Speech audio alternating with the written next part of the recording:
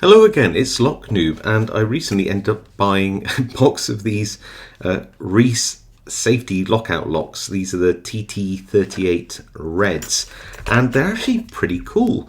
They are a lockout lock, so they're plastic bodied. The idea is that you could easily break the lock off if you needed to, but they are relatively secure because you want them to be anti-tamper. If they're locking out a piece of equipment which is being worked on or is faulty, you want to make sure that people can't just, stick a screwdriver in here or I don't know, safety pin or something like that. You want to make sure they're pretty secure. And these are, I think, 10-pin Dimple locks. I don't know exactly whether some of them are like false pins or whatever. And there seems to be a little cutout here. I don't know whether that's part of a like a keying system whereby there might be another pin at the top which either needs to be picked or doesn't need to be picked at a certain height. Hard to tell. We do have a number of these. I think we've got like 10, 12. I can't remember, I haven't counted. But what I might do is crack one of these open at the end of the video and see what's on the inside. So yeah, first up, I want to know whether we can actually just rake one of these.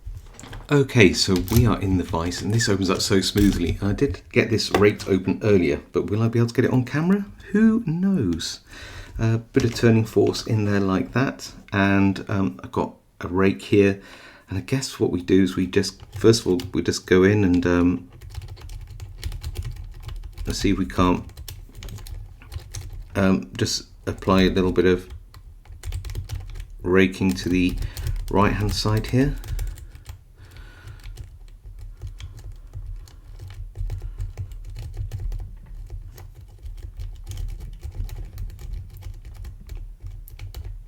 And then point the pick down, like that, and then we can maybe go up like this. Try and, oh, look at that, we actually got it. I can't believe it. Look at that, look at this. I don't want to turn it too far, but we got the open. Wow. So it can be raked. Like I said, it can actually be raked. Not bad. Let's have a go at picking this. So I've got a pick here. I'm just going to go along and see if there's anything. A little click on pin. Oh gosh, that'll be 4 on the right hand side. On 2, on 3, that's 4. Okay, so really are just feeling. This is pin 2 there. 3 gave me a little click now.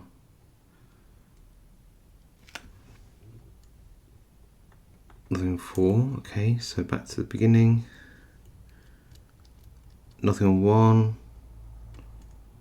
Pin 2 gave me a little click.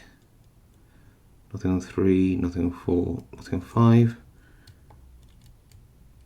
Nothing on 1. Nothing on 2, 3, 4, or 5. Okay, so let's try the what side is this? The other side. The left hand side. They'll click on one of the pins at the back there. Not 1. They'll click on 2. Nothing on 3, 4, 5. I'll try the right hand side again. 1, 2, 3, 4, 5. Okay, nothing there. So anything on 1, pin 1 on the left, little click, 2, 3, 4,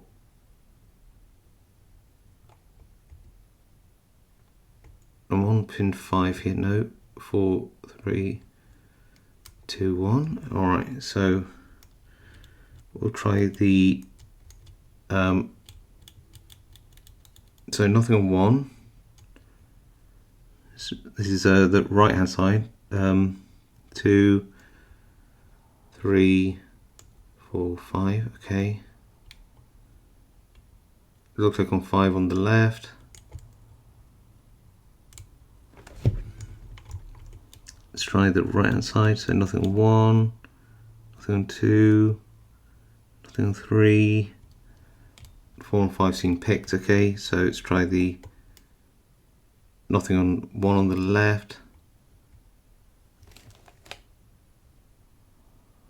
2 feels fine, 3 little click, 4 little click, that's 5 little click, okay, so we're getting there. Just testing 1 on the right hand side, 2,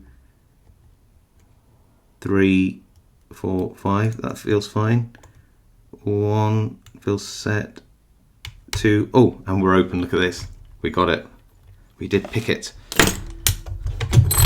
So it can be raked, can be picked. Relatively tricky. I want to gut one of these and find out what's going on. I really do. Now I know I can pick and rake this one, so I'm going to keep this one, but I'm going to break open another one. Okay, with a little gentle coaxing with a hammer, we now have this, which is interesting. So this is how it is. This whole bottom piece is like a cassette. You can see how this is sort of glued on. There's a screw here. I don't know whether you can actually disassemble these normally, but once you slide this out, this comes out like this. This is the little core, which is interesting. So there seem to be open chambers here, which I am worried about. So I don't think we're going to be able to gut this too safely. And I think we're just going to rip this open. There's no safe way of doing it, I don't think. It turns out that these pins, these driver pins, are just held in by this little strip of like almost like tin. So we might be able to get some of these out just by tipping the driver pins out.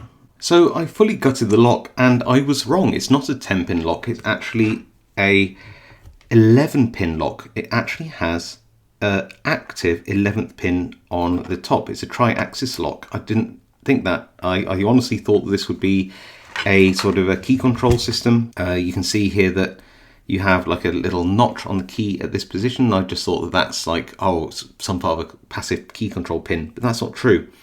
If I line that up with the 4th hole, which is this chamber here at the top, it's a very, very short chamber. And to get away with that, we actually have a hollow driver pin in that position. And the spring, a shorter spring, sits inside it. If I can get that to work. Well, it will sit inside it like that. So that reduces the amount of space needed in this extremely small Bible. And then there is actually a little key pin which sits in like this, in that position, at shear. And if it's in any other position, it will stick up and presumably stop the lock from opening. So I really think that that is an active 11th pin on the top axis of the lock. I must have just picked it as I was picking the other pins because it's only a very shallow pick. You can see that this brass pin here, which popped up as I was hammering this out, you probably have to drill it out, is aligned with this part of the plug here, this notch, so that you can imagine that this brass pin, which you can see the end of there, which is all the way through this chamber, is sat in this groove, and as I turn the lock, it'll stop it at about 90 degrees. So yep, it's got an active top pin.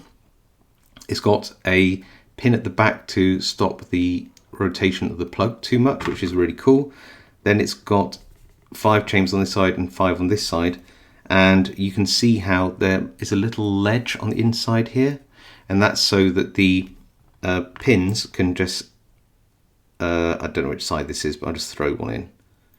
Pins can, they go settle down like that, but they don't fall into the keyway, which they could otherwise do. And that little ledge stops them from falling into the keyway all the way, which is very cool.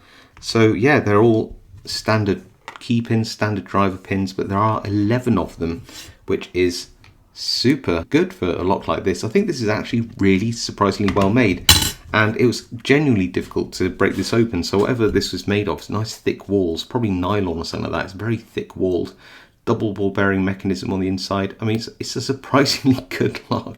Needless to say, don't ever mess around with a lockout lock in situ. If it's locking something out, it's there for your safety. You do not want to be messing with this unless you have authorization to unlock it using the appropriate key and you're suitably qualified and trained to do so. But yeah, as far as picking it's concerned, reasonably tough in terms of breaking this open. Pretty tough. Yeah, I like this lock. It's really cool. Anyway, I hope you enjoyed that video. If you did, leave a like. If you haven't subscribed, now's a great time to do so for more content like this.